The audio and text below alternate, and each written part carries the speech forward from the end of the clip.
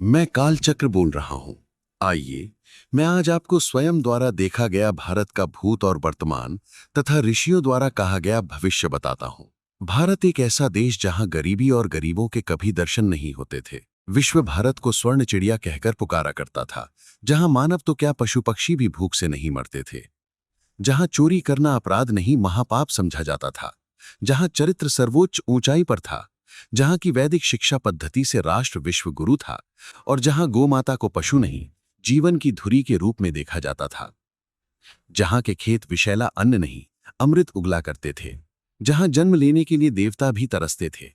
ये कोई कल्पना नहीं है, ये वही भारत है जिसे देखने के बाद एक विदेशी शासक ने खुद स्वीकार किया कि जब तक इस देश की आत्मा को नहीं तोड़ा जाएगा, तब तक इस देश को गुलाम बनाना असंभव है। और उस आत्मा का नाम था भारत की गो आधारित संस्कृति, भारत की गो आधारित शिक्षा, भारत की गो आधारित कृषि और उसके साथ गौ आधारित भारतीय जीवन व्यवस्था। आज हम 21वीं सदी में खड़े होकर जब पीछे देखते हैं, तो सवाल उठता है, क्या सच में वही हुआ जिसकी साजिश 1835 में रची गई थी? क्या भारत की आत्मा का गला घोंट दिया गया? क्या भारत की रीढ़ तोड़ी गई? क्या हम धीरे धीरे अपनी ही जड़ों से काट दिए गए? 1857 की क्रांति से लेकर 1966 के गोलियों से छल्ली संतों तक, और आज सड़कों पर प्लास्टिक खाते करोड़ों गौवंश से लेकर कत्लखानों में कटते हजारों गौनंदी तक, ये केवल इतिहास नहीं है, ये एक अधूरी लड़ाई की कहानी है। ये कहानी है वादों की, वादा खिलाफी की, आस्था की, संघर्ष की, और अब आगे एक निर्णायक जन अभियान की। ये कोई भाषण नहीं, ये कोई आरोप पत्र नहीं, ये एक साक्ष्य है। जब जब भारत ने गौ को छोड़ा, जब जब भारतीयों ने गौ से नाता तोड़ा, जब जब भारत में गो अपराध बढ़ा, तब तब भारत ने खुद को अत्यंत कमजोर पाया। अब सवाल सिर्फ ये नहीं है कि गौ माता के साथ क्या हुआ, सवाल ये है कि अब हम क्या करें। समझना इतिहास से होगा। आइए हम आपको इतिहास में लिए चलते हैं। 2 फरवरी 1835 को ब्रिटेन की संसद में मैकाले की भारत के प्रति विचार और योजना। मैकाले के शब्दों में, मैं भारत में काफी घूमा हूं, दाएं बाएं इधर उधर मैंने ये देश छान मारा, और मुझे एक भी व्यक्ति ऐसा नहीं दिखाई दिया जो भिखारी हो, जो चोर हो। इस देश में मैंने इतनी धन दौलत देखी है, इतने ऊंचे चारित्रिक आदर्श और इतने गुणवान मनुष्य देखे हैं कि मैं नहीं समझता कि हम कभी भी इस देश को जीत पाएंगे, जब तक हम इसकी रीढ़ की हड्डी, गो आधारित आध्यात्मिक और सांस्कृतिक विरासत को नहीं तोड़ देते, जिसका मूल आधार है गो आधारित शिक्षा, गो आधारित कृषि और गो आधारित जीवन शैली। इसलिए मैं ये प्रस्ताव रखता हूं कि हम भारत की पुरातन शिक्षा व्यवस्था, संस्कृति और गो आधारित जीवन शैली को बदल डालें। अगर भारतीय ये सोचने लग जाएं कि जो भी विदेशी और अंग्रेजी है वो अच्छा है और उनकी अपनी चीजों से बेहतर है, तो वे अपने आत्मगौरव, आत्मसम्मान और अपनी ही संस्कृति को भुलाने लगेंगे और वैसे बन जाएंगे जैसा हम चाहते हैं, एक पूर्ण रूप से गुलाम भारत। और वो इसमें काफी हद तक सफल भी रहे। अंग्रेजों ने भारत में प्रशासन की शुरुआत 1757 में प्लासी के युद्ध के बाद ईस्ट इंडिया कंपनी के जरिए की, जिसमें उन्होंने राजनैतिक सत्ता हासिल की और भारत में गौ हत्या को खुला बढ़ावा दिया, और अगले 100 वर्षों तक गौ हत्या बढ़ती ही गई। 1857 में मंगल पांडे ने गौ हत्या के विरुद्ध ही बंदूक उठाई थी। मंगल पांडे, जो अंग्रेजों की फौज में एक सैनिक थे, एक दिन छुट्टियां बिताकर अपनी छावनी लौट रहे थे। मार्ग में उन्हें प्यास लगी। खूब चले, लेकिन कोई कुआं नहीं दिखा। अचानक एक बहन कुएं पर पानी भरती दिखी। उस बहन को मंगल पांडे ने बोला, बहन, प्यास लगी है, पानी पिला दे। उस बहन ने मंगल पांडे की ओर देखकर मुंह फेर लिया। तब मंगल पांडे ने पूछा, बहन, मैं आपसे कुछ कह रहा हूं, मुझे पानी पिला दो। उस बहन ने स्पष्ट मना किया कि हम आपको पानी नहीं पिला सकते। मंगल पांडे ने पूछा, आखिर क्यों? मैं उत्तम कुलोत्पन्न हूं, स्नान पूजा पाठ करके आया हूं, और आप हमें पानी पिलाने से क्यों मना कर रही हैं? आखिर कारण क्या है? तब उस बहन ने कहा कि आप जिन अंग्रेजों की फौज में कार्य करते हैं, वहां बंदूक के कारतूस का खोल बनाने के लिए गौ माता की चर्बी का प्रयोग होता है। आप मुंह से खोल तोड़कर कारतूस निकालते हैं, आपका धर्म भ्रष्ट हो चुका है। इतना सुनते ही मंगल पांडे की प्यास बुझ गई।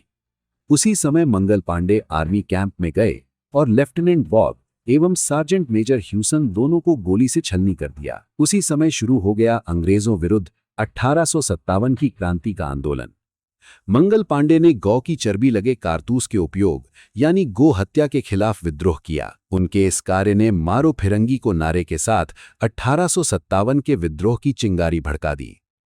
88 वर्षों तक बिखरा हुआ संघर्ष जारी रहा। 1945 में भारत की आज़ादी की लड़ाई निर्णायक मोड़ पर थी। इस दौरान गांधी जी और पटेल दोनों ही ब्रिटिश शासन से मुक्ति के लिए विभिन्न तरीकों से जन समर्थन जुटा रहे थे। 1945 में मोहनदास करमचंद गांधी आदि नेताओं ने विचार किया कि गाय सनातन भारतीय संस्कृति का अभिन्न अंग है। गौ को आधार बनाकर अधिकाधिक भारतीयों को गोरक्षा के नाम पर स्वतंत्रता संग्राम में सम्मिलित किया जा सकता है। गांधी ने गोरक्षा को स्वतंत्रता संग्राम से जोड़कर जन भावनाओं को जगाया। उनका मुख्य जोर ब्रिटिश हुकूमत से मुक्ति पर था, परंतु गोरक्षा की बात जन समर्थन जुटाने में मदद करती थी। उन्होंने गोरक्षा के मुद्दे को स्वतंत्रता संग्राम से जोड़ा, जिससे लोगों में एकता और राष्ट्रवाद की भावना बढ़ी। गो हत्यारी ब्रिटिश हुकूमत के विरोध का भाव बढ़ा। गोरक्षा की भावना ने उस समय के राष्ट्रवादी आंदोलन को एक मजबूत धार्मिक और सांस्कृतिक आधार प्रदान किया, जिससे हिंदू जनता का जुड़ाव और गहरा होता गया और वे आज़ादी की लड़ाई में अधिक उत्साह से शामिल हुए। गोरक्षा और स्वराज के नाम पर एकजुट हुए भारतीय समाज के आगे ब्रिटिश हुकूमत ने घुटने टेक दिए। 1947 में देश आजाद हुआ। सभी भारतीयों के मन में भारतीय सनातन संस्कृति के उत्थान की प्रबल आस जगी कि अब निश्चित ही भारतीय संस्कृति के प्राण गौ माता की रक्षा का कानून बनेगा। ब्रिटिश भारत में गोवध की अनुज्ञा सहित अनुमति थी और स्वतंत्रता संग्राम में लगे गांधी जी और उनके सहयोगी नेता प्रकट में कहा करते थे कि गोरक्षा का विचार आजादी से भी महत्वपूर्ण है। लेकिन भारत के स्वतंत्र होने के बाद इस विचार में बदलाव देखने को मिला। पूरे देश में गोहत्या बंदी नहीं हुई, पर कुछ राज्यों में गोहत्या पर आंशिक प्रतिबंध लगाने वाले कानून बनाकर सनातनियों को बहलाने का प्रयास किया गया। हालांकि महात्मा गांधी एक हिंदू के रूप में गायों की रक्षा करने की बात करते थे, लेकिन उनके विचार बड़े विचित्र थे। उनका मानना था कि मुसलमानों को स्वेच्छा से गोमांस छोड़ने के लिए राजी करना चाहिए। यही उनकी सबसे बड़ी भूल रही। एक सत्य यह भी है कि जुलाई 1947 में, यानी आजादी से एक महीने पहले ही, गांधी और अन्य नेताओं को लगने लगा कि अब आजादी मिलना तय है। उसी दौरान भारत में गोहत्या पर प्रतिबंध की वकालत करने वाले कई टेलीग्राम और पत्र उन्हें मिलने लगे। तब 19 जुलाई 1947 को महात्मा गांधी ने एक भाषण दिया, जिसमें उन्होंने कहा कि वो नेहरू या पटेल को भारत में गोहत्या पर रोक लगाने वाला कानून बनाने के लिए नहीं मनाएंगे। और जवाहरलाल नेहरू ने तो गौ रक्षा के बारे में कभी मन से सोचा ही नहीं। यहाँ तक कि एक बार उन्होंने जिन्ना से वादा भी किया था कि उनकी सरकार गायों के वध पर प्रतिबंध नहीं लगाएगी। अभिनव चंद्रचूड़ ने अपनी किताब इंडियाज स्ट्रगल फॉर फ्रीडम के वॉल्यूम 3 के हवाले से नेहरू के एक पत्र का जिक्र किया है, जो उन्होंने 6 अप्रैल 1938 को मोहम्मद अली जिन्ना को लिखा था। पत्र में नेहरू ने लिखा, जहां तक गोहत्या का सवाल है, कांग्रेस इस मामले में मुसलमानों के स्थापित अधिकारों को प्रतिबंधित करने के लिए कोई विधायी कार्यवाही नहीं करना चाहती। हम कानूनन भारत में गोहत्या पर कभी प्रतिबंध नहीं लगाएंगे। अभिनव चंद्रचूड़ ने ही अपनी एक अन्य किताब Republic of religion, the rise and fall of colonial secularism in India में नेहरू के एक पत्र का जिक्र किया, जिसमें उन्होंने जिन्ना से गायों के वध पर प्रतिबंध न लगाने का वादा किया है। गांधी और नेहरू ने आजाद भारत में गोहत्या पर पूर्ण प्रतिबंध नहीं लगाने का मुख्य कारण उनका मानना था कि इससे मुस्लिम और ईसाई वोट कम होंगे। उन्होंने कहना शुरू किया कि गोहत्या बंदी कानून से ज्यादा शिक्षा और धार्मिक सद्भाव महत्वपूर्ण है और किसी पर जबरदस्ती कानून थोपना गलत है, जो उनके द्वारा पूर्व में लिए गए संकल्प के विरुद्ध था। स्पष्ट कहें तो ये उनके द्वारा की गई वादा खिलाफी थी। हिंदू मन महसूस कर रह गए। हिंदुओं के साथ ये बहुत बड़ा धोखा था। भारतीयों के मन में दबी हुई गोरक्षा की भावना को 1966 में पुनः धर्म सम्राट स्वामी करपात्री जी महाराज और अन्य कई साधु संतों ने पुनर्जीवित किया। संतों के सानिध्य में गोरक्षा का विशाल आंदोलन खड़ा हुआ, जिसमें हजारों साधु सन्यासियों और हिंदू संगठनों ने देश भर में संपूर्ण गोवंश की हत्या पर पूर्ण प्रतिबंध लगाने की मांग की, जिसके तहत 7 नवंबर 1966 को दिल्ली में एक विशाल प्रदर्शन हुआ, जिसमें कई जगह हिंसक झड़पें भी हुईं। अगस्त 1966 में दिल्ली में गृह मंत्री गुलजारी लाल नंदा के घर के बाहर हुए धरने में 7 लाख से भी अधिक संत और गोभक्त इकट्ठा हुए। दिल्ली की माताओं ने सड़कों पर भट्टियां लगा दी। आंदोलनकारियों के लिए सब्जी, पूड़ी, अचार बड़ी मात्रा में भिजवाना शुरू किया। आंदोलन के विशाल स्वरूप को देखकर सरकार घबरा गई और तत्कालीन प्रधानमंत्री इंदिरा गांधी ने आंदोलन को कुचलने के लिए असंख्य संतों और गो सेवकों पर गोलियां चलवाईं। कई गो भक्तों और संतों के शव यमुना जी में बहाए गए। कई शव दिल्ली के विशाल नालियों और गटर में बहाए गए। सरकारी आंकड़ों में गो हत्या के विरुद्ध प्राण देने वाले संतों और गौ सेवकों की संख्या बहुत कम गिनाई गई। गो रक्षा के इस आंदोलन ने केंद्र सरकार पर दबाव डाला। अंततः इस आंदोलन को शांत करने के लिए राज्य सरकारों को अपने विवेक पर गो हत्या पर प्रतिबंध लगाने की अनुमति दी गई। लेकिन केंद्रीय कानून नहीं बनने से जिन राज्यों में कानून बना, वहां से तस्करी कर वध स्वीकार्य क्षेत्र में वध जारी रहा, जो आज तक बंद नहीं हुआ है। 1966 के पश्चात भारत में कई संगठनों और संतों द्वारा समय समय पर छोटे बड़े कई आंदोलन किए गए, जिसमें गो क्रांति मंच द्वारा 2016 में दिल्ली के रामलीला मैदान और जंतर मंतर पर लाखों लोगों के साथ किया गया आंदोलन प्रमुख है। 1966 में प्रारंभ हुआ आंदोलन का ये क्रम विभिन्न राज्यों और केंद्र में 2023 तक किसी न किसी रूप में जारी रहा। परिणाम स्वरूप हरियाणा, उत्तराखंड, पंजाब, हिमाचल प्रदेश, उत्तर प्रदेश, छत्तीसगढ़, गुजरात, झारखंड, कर्नाटक, मध्य प्रदेश, महाराष्ट्र, राजस्थान, सिक्किम, लद्दाख, चंडीगढ़, दादरा और नगर हवेली और दमन और दीव, दिल्ली, इन राज्यों में गाय, बछड़ा, बैल और सांड की हत्या पर पूर्ण प्रतिबंध लगा और उल्लंघन पर कड़ी सजा का प्रावधान किया गया। असम, गोवा, मणिपुर, ओडिशा, तमिलनाडु, तेलंगाना, जम्मू कश्मीर, आंध्र प्रदेश, बिहार, लक्षद्वीप, पुडुचेरी और अंडमान और निकोबार द्वीप, इन राज्यों में गायों, बैलों और बछड़े के वध या बिक्री पर सामान्य प्रतिबंध नहीं है। कहीं कहीं है तो भी बहुत कम प्रतिबंध है, जैसे फिटनेस सर्टिफिकेट के तहत अनुमति है। इनमें से कुछ राज्यों में सार्वजनिक स्थानों पर गोमांस खाने पर प्रतिबंध लगाया गया, लेकिन घर पर या निजी प्रतिष्ठानों में खपत की अनुमति है। अरुणाचल प्रदेश, मेघालय, मिजोरम, नागालैंड, केरला, त्रिपुरा, पश्चिम बंगाल, इन राज्यों में गोवध की खुली छूट है। किसी भी प्रकार का कोई प्रतिबंध नहीं है। इन राज्यों में प्रतिदिन हजारों गौ माता, नंदी और बछड़े बछड़ी पैदल चलाकर और गाड़ियों में ठूस ठूस कर कत्ल खानों में ले जाया जाता है। यहां तक कि कहीं कहीं तो सड़क पर खुलेआम गौ माता, नंदी बाबा, बछड़े बछड़ी को काटकर मारकर खाने की छूट है। और देखा जाए तो आज देश में गौवंश की स्थिति अत्यंत दयनीय है। गौवंश चारण और स्वच्छंद विचरण हेतु आरक्षित वन भूमि, औरण भूमि, नदियों के तटबंध और गोचर भूमि पर दबंगों, किसानों अथवा सरकार के अवैध कब्जे होने और गलत शासकीय नीतियों के चलते और गौ माता के आश्रय स्थल नष्ट हो गए हैं। भारत का प्राण तत्व गौवंश आज खेतों में किसानों के लाठी डंडे और गाली खाती है। गौ माता नंदी बाबा फसल खा नहीं पाए, इस हेतु खेत की फेंसिंग पर करंट छोड़ दिया जाता है। परिणाम स्वरूप जगह जगह सड़क पर भूख और प्यास से परेशान गौवंश विचरण करते दिखाई देते हैं। भारत में आज कोई चारा सुरक्षा नीति नहीं होने से लाखों टन चारा फैक्ट्रियों में और खेतों में जलाकर कागज और गत्ता फैक्ट्रियों में गलाकर नष्ट कर दिया जाता है। अनेकों गौवंश भूख के शिकार होकर अकाल मृत्यु को प्राप्त होते हैं। भूख के कारण असंख्य गौवंश सड़क किनारे और डंप यार्ड में पॉलीथीन खाते दिखाई देते हैं। हर साल लाखों गौमाता और नंदी बाबा पॉलीथीन खाने से प्राण त्याग देते हैं। 4 लेन, 6 लेन, 8 लाइन सड़कों पर तेज दौड़ते वाहनों की वजह से प्रतिदिन सड़क दुर्घटना से हजारों गौवंश काल कवलित हो जाता है।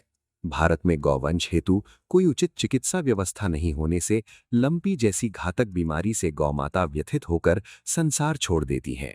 पशु हाट और पशु मेलों में असंख्य गौनंदी की अवैध बिक्री के माध्यम से प्रतिदिन पैदल अथवा ट्रकों, कंटेनरों, यहां तक कि दूध, जल और फ्यूल के टैंकरों और लग्जरी गाड़ियों में भरकर हजारों गौवंश की तस्करी होती है। तस्करों द्वारा ले जाए गए हजारों गौवंश को वैध, अवैध, अलकबीर और देवनार जैसे कत्लखानों में निर्ममतापूर्वक तड़पा तड़पाकर काट दिया जाता है। भारतवर्ष में सतत गौवंश की हत्या बढ़ रही है। परिणाम स्वरूप भारत में गौवंश घटता जा रहा है। फलस्वरूप गौ आधारित सनातन संस्कृति विनाश की ओर अग्रसर है। भाषा, भूषा और दैनिक व्यवहार से सनातन संस्कृति लोप होती जा रही है। परिवार बिखर रहे हैं, आपसी प्रेम समाप्त प्राय दिखाई देता है, सात्विकता का लोप हो रहा है, मानसिक विकृतियां बढ़ती जा रही हैं, नित नवीन कोविड जैसी गंभीर बीमारियां सामने आ रही हैं। गौवंश के अभाव में धर्म, राष्ट्र और मानवता के साथ साथ संपूर्ण सृष्टि खतरे में है। इन स्थितियों से चिंतित होकर भारत के संत महापुरुषों की वृंदावन में गौ प्रेमियों के साथ एक विशेष चिंतन बैठक हुई कि भारत का मूल आधार सनातन संस्कृति है। सनातन संस्कृति का प्राण गौ है। गौ हत्या सनातन धर्म और भारत की हत्या है। देश और धर्म को बचाना है तो गौवंश की विधिपूर्वक सेवा, पूर्ण सुरक्षा और उचित सम्मान अति आवश्यक है। भारत में शीघ्र गौ हत्या पर प्रतिबंध नहीं लगाया तो 2036 तक गौवंश लुप्तप्राय हो जाएगा। परिणाम प्राकृतिक, राजनैतिक, धार्मिक और आर्थिक विपदाओं से भारत त्रस्त हो जाएगा। वृंदावन की चिंतन बैठक में गौवंश की सेवा, सुरक्षा और सम्मान के उपायों पर विचार विमर्श किया गया। 3 उपाय निकलकर सामने आए। पहला, गौ सेवा हेतु चल रहे जनजागरण अभियान को गति प्रदान की जाए। दूसरा, भारत सरकार और राज्य सरकारों से शांतिपूर्ण तरीके से आग्रह कर कानून के रास्ते से संपूर्ण भारत में गौहत्या प्रतिबंधित कर गौ माता को सम्मान सहित सेवा प्रदान की जाए। तीसरा, उग्र आंदोलन करके सरकार को गौहत्या निषेध कानून बनाने हेतु मजबूर किया जाए। समय काल और विभिन्न परिस्थितियों और कारणों को ध्यान में रखते हुए निष्कर्ष ये रहा कि देश की वर्तमान सामाजिक और राजनैतिक परिस्थितियां अभी गौ रक्षा हेतु उग्र आंदोलन की अनुमति नहीं देती हैं। अतः गौ महिमा का प्रचार प्रसार करते हुए सरकार से गौ रक्षा हेतु लोकतांत्रिक तरीके से तहसील, जिला, राज्य और केंद्र तक चरणबद्ध, लोकतांत्रिक और संसदीय तरीके से विनयपूर्वक प्रार्थना की जाए। सहज प्रार्थना स्वीकार नहीं होने पर 6 माह तक विशाल संकीर्तन, धरना और आगे कार्य सिद्धि नहीं होने पर सतत चलने वाला गंगाजल पान युक्त उपवास और कठोर अनशन किया जाए। अभियान के कुछ नियम तैयार हुए। 1. अभियान हेतु समाज से दान, चंदा नहीं मांगा जाए। 2. पूर्व संचालित अथवा नवगठित संस्था के बैनर तले कार्य करने की जगह ईश्वर निर्मित सनातन धर्म के सभी संत और भक्त मिलकर इस प्रार्थना अभियान में सेवा करें। 3. किसी भी मानव देहधारी को नेतृत्व नहीं दिया जाकर गोपुत्र नंदी को अध्यक्ष और स्वयं गो माता को प्रधान संरक्षक के पद पर विराजमान किया जाए। सर्वसम्मति से ये सब बातें स्वीकार्य हो गईं। 11 चरणों में कार्य करने का निर्णय लिया गया। 5 माह दिसंबर, जनवरी, फरवरी, मार्च, अप्रैल में गहन प्रचार प्रसार एवं जन संपर्क कर सकल सनातन भारतीय समाज को अभियान से जोड़ेंगे। पूर्ण तैयारी कर दिनांक 27 अप्रैल 2026 सोमवार को उस क्षेत्र के सभी गो भक्तों एवं संतों के साथ मिलकर तहसील, ब्लॉक मुख्यालय जाकर तहसीलदार, एसडीएम को माननीय राष्ट्रपति महोदया, भारत के प्रधानमंत्री महोदय, राज्य के माननीय राज्यपाल महोदय, राज्य के मुख्यमंत्री महोदय के नाम गो सेवा, गो सुरक्षा और गो सम्मान के निमित्त प्रार्थना पत्र देंगे। इसके पश्चात 2.5 माह मई, जून, जुलाई में शासन से सकारात्मक संवाद करते हुए प्रतीक्षा करेंगे। दिनांक 10 जुलाई 2026 तक राज्य सरकार और केंद्र सरकार की ओर से आशा अनुकूल उत्तर और परिणाम प्राप्त हो जाता है तो दिनांक 27 जुलाई 2026 सोमवार को देश के प्रत्येक जिला केंद्रों पर जाकर जिला कलेक्टर के माध्यम से शासन और सरकार को धन्यवाद पत्र देंगे। किसी कारणवश तय तिथि तक सकारात्मक परिणाम नहीं मिलता है तो पुनः तैयारी कर दिनांक 27 जुलाई 2026 सोमवार को प्रत्येक जिला केंद्रों पर जाकर जिला कलेक्टर को माननीय राष्ट्रपति महोदया, भारत के प्रधानमंत्री महोदय, राज्य के माननीय राज्यपाल महोदय, राज्य के मुख्यमंत्री महोदय के नाम पुनः गो सेवा, गो सुरक्षा और गो सम्मान के निमित्त प्रार्थना पत्र देंगे। अगस्त, सितंबर, अक्टूबर 2.5 माह तक शासन से सकारात्मक संवाद करते हुए प्रतीक्षा करेंगे। दिनांक 10 अक्टूबर 2026 तक राज्य सरकार और केंद्र सरकार की ओर से आशा अनुकूल उत्तर और परिणाम मिलता है तो 27 अक्टूबर 2026 मंगलवार को प्रत्येक राज्य की राजधानी जाकर राज्य सचिव के माध्यम से शासन और सरकार को धन्यवाद पत्र देंगे। किसी कारणवश तय तिथि तक सकारात्मक परिणाम नहीं मिलता है तो दिनांक 27 अक्टूबर 2026 मंगलवार में सभी जिला एवं तहसील के संत अपने अपने जिले के सभी गो भक्तों को लेकर अपने अपने प्रदेश की राजधानी में पहुंचकर माननीय राष्ट्रपति महोदया जी, भारत के प्रधानमंत्री जी, राज्य के मुख्यमंत्री जी एवं राज्यपाल महोदय के नाम राज्य शासन सचिव को प्रार्थना पत्र देंगे। पुनः 3 माह नवंबर, दिसंबर, जनवरी शासन से सकारात्मक संवाद करते हुए प्रतीक्षा करेंगे। 3 माह प्रतीक्षा करने पर राज्य सरकार और केंद्र सरकार की ओर से 26 जनवरी 2027 तक आशा अनुकूल उत्तर अथवा परिणाम मिल जाता है तो 27 फरवरी 2027 शनिवार को सभी राज्यों के 5000 तहसील और 780 जिलों के नियुक्त किए सभी गोसंत एवं गोभक्त 1 महीने तैयारी करके अनेकों अर्थात 1 करोड़ से अधिक गो प्रेमियों को लेकर दिल्ली पहुंचेंगे और सरकार को धन्यवाद प्रदान करेंगे। अगर किसी भी कारण से गो सेवा, गो सुरक्षा और गो सम्मान हेतु 26 जनवरी 2027 तक भी सरकार की ओर से सकारात्मक गो कार्य नहीं होता है तो 36 प्रांतों के 780 जिलों, 5000 से अधिक तहसीलों के नियुक्त किए सभी गो संत एवं गोभक्त 1 माह में तैयारी करके अधिकाधिक गो प्रेमियों को लेकर दिनांक 27 फरवरी 2027 शनिवार को राष्ट्र की राजधानी दिल्ली पहुंचकर शांतिपूर्ण तरीके से संकीर्तन करते हुए गो सेवा, गो सुरक्षा एवं गो सम्मान के लिए केंद्र सरकार से नियमित पत्र लेखन के माध्यम से आह्वान करेंगे। ये सभी गोभक्त 5.5 माह अर्थात 15 अगस्त 2027 तक दिल्ली में बैठकर सरकार से नियमित गो सेवार्थ, गो रक्षार्थ और गो सम्मानार्थ प्रार्थना जारी रखेंगे। देश के 30 जिलों से 1000 लोग 7 दिन के लिए दिल्ली आएंगे। इस प्रकार 30,000 लोग हो जाएंगे। उनके केवल 2 कार्य होंगे, गौ माता का संकीर्तन। पीएम को एक व्यक्ति प्रतिदिन कम से कम 10 पत्र लिखेगा। इस प्रकार से 3 लाख से अधिक पत्र प्रतिदिन लिखे जाएंगे। 5.5 माह में प्रधानमंत्री जी को सौंपे गए पत्रों की संख्या 5 करोड़ से अधिक हो जाएगी। इस संकीर्तन सभा में देश के प्रत्येक जिले से 30-30 जिलों का समूह बनाकर 7-7 दिन का समय लेकर अलग अलग तिथियों पर अलग अलग जिलों के गो प्रेमी, गो संत तथा कार्यकर्ता शामिल होंगे। 5.5 माह कीर्तन सहित प्रार्थना और प्रतीक्षा करने पर 15 अगस्त 2027 को प्रधानमंत्री जी लाल किले की प्राचीर से गो सेवार्थ, गो रक्षार्थ और गो सम्मानार्थ उचित समाधान कर देते हैं तो सभी गो भक्त सरकार को हृदय से धन्यवाद और सभी संत हृदय से सतत शासन का आशीर्वाद देकर लौट जाएंगे।